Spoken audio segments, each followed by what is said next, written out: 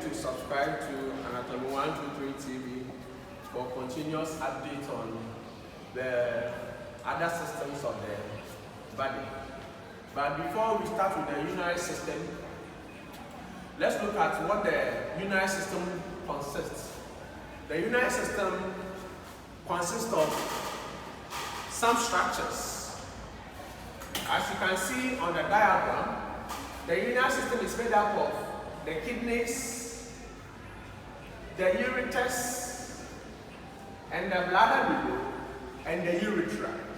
So these structures makes up the urinary system. So this is the structure of the kidney, and as we said, the urinary system is made up of 2 kidneys, 2 ureters, 1 urinary bladder, and 1 urethra. So these make up the urinary system. Now, what are some of the functions of the urinary system? One of the main functions of the urinary system is excretion of metabolic wastes or excretion of waste products. Now, in the body there is always metabolism. So through the metabolism there is reaction, and that metabolic reaction produces the metabolic wastes. What are those metabolic wastes? Through metabolism we are able to get ammonia, urea, bilirubin, creatinine, drugs, and some environmental toxins. Now, aside these metabolic wastes that are excreted by the kidney, there are other excretory organs that are also found in the body. And these excretory organs, they excrete toxic from the system.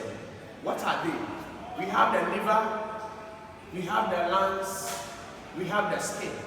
All these structures of the system, they are also responsible for eliminating some waste products from the body, such that when the kidney, when they fail to perform their function of excretion, or when these other excretory organs, like the skin, like the liver, like the lungs, like the intestines, when they fail to perform their function of excretion, the kidneys will not be able to adequately compensate in terms of excretion. So that is the function of the kidney in excretion.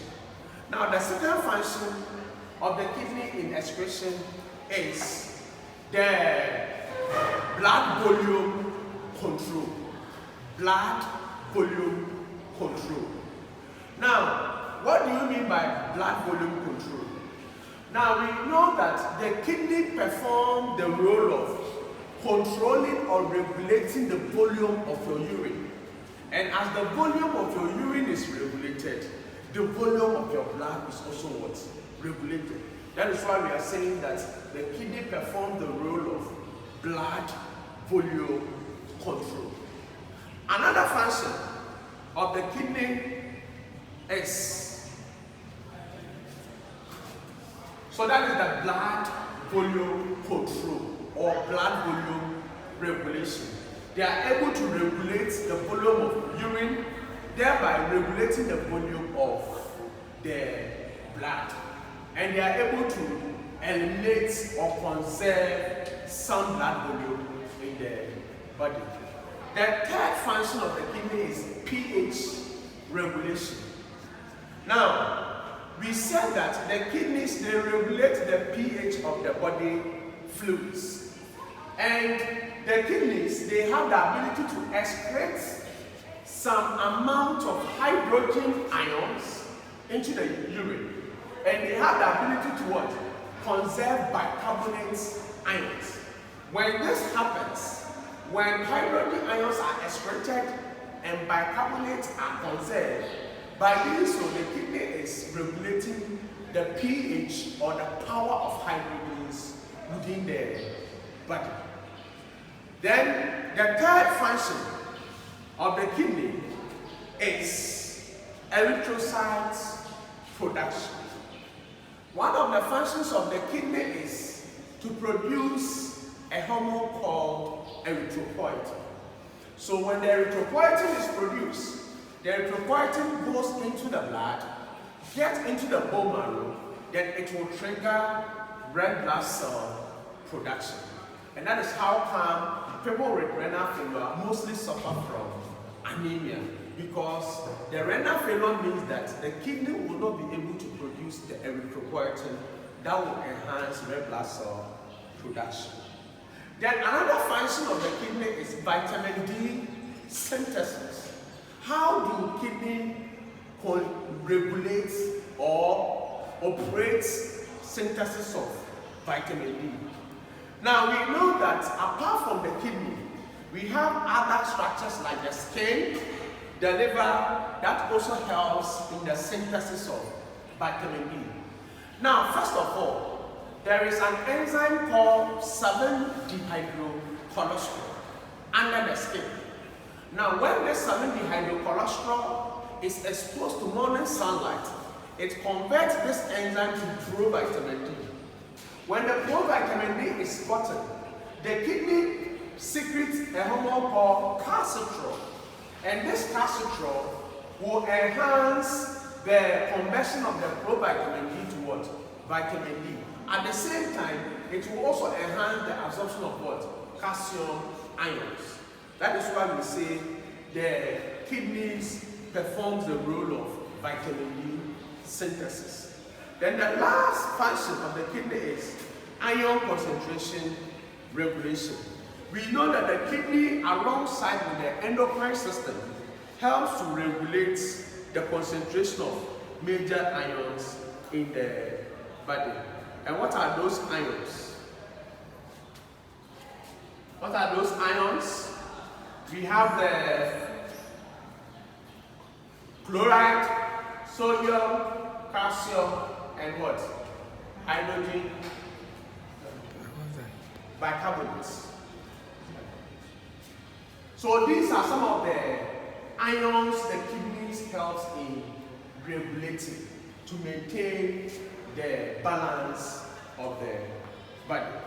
So these are some of the many but few functions of the urinary system. Now, let's take the kidney as a structure and describe the kidney. Now, what is the kidney? Now, as you can see, the microscopic structure of the kidney are as follows.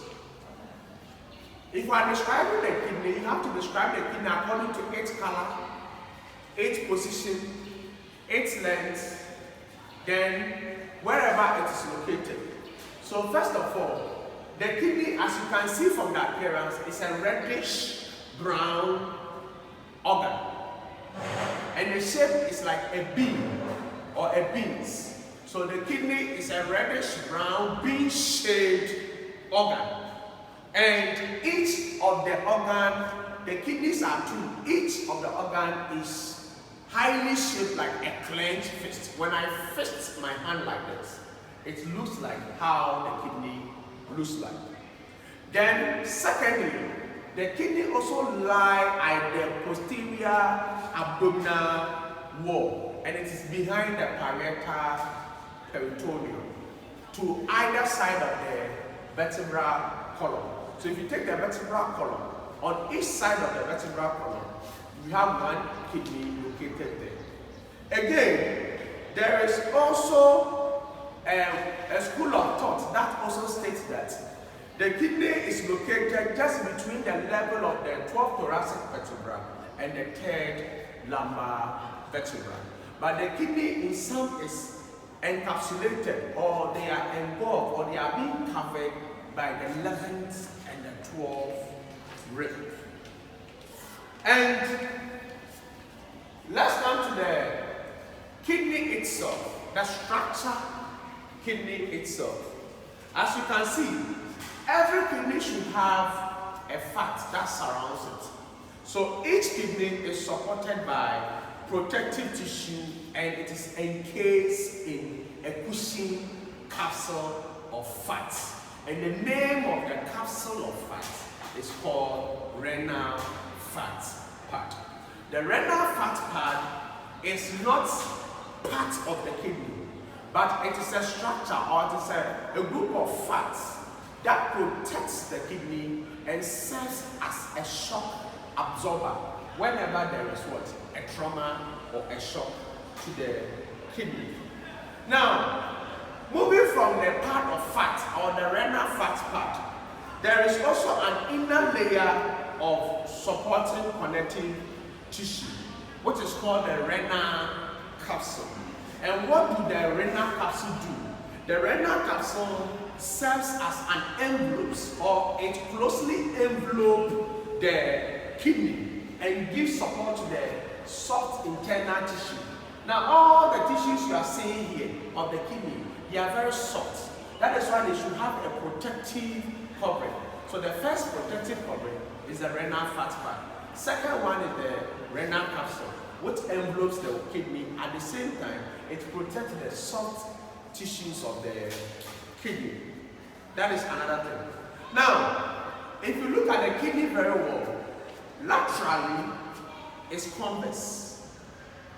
The lateral aspect of the kidney is convex.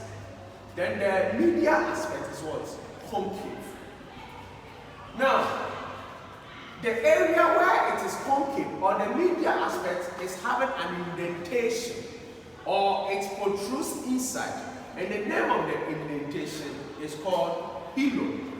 And the hilum is the portion where lymphatic vessels, blood vessels, then the urethra exits and enter into the kidney. So the hilum is the portion where the blood vessels, veins, lymphatic vessel, the urethra enter and leaves the kidney. We are still on the description of the macroscopic structure of the kidney. Now, when you take an average adult kidney, an average adult kidney should have 12 centimeters in terms of its length, 5 to 7 centimeters in terms of its wideness, then 2.5 to 3 centimeters in terms of its thickness. That is the first aspect of the description. The first aspect, we realize about the shape of the kidney, the color of the kidney, where it is located, the structures that is protecting the kidney, then the renal fat pad, then the renal capsule, then the length in average adults. Now, when you take the kidney itself, the kidney is made up of 3 regions, namely the renal cortex, and look at where the renal cortex starts, the renal medulla, and the renal pelvis. So it means that the renal cortex, which is the outermost layer, comes first, and the renal medulla is also found within the renal cortex. But remember that the renal medulla is made up of the minor calyx, the major calyx, the colons, the pyramid, and the papillae. All these structures I've mentioned, you can find them within the renal medulla. Now, what is renal cortex? The renal cortex, per the explanation, they are made up of the relatively thin outermost layer. Now, we will end here and we'll continue the next time. Thank you.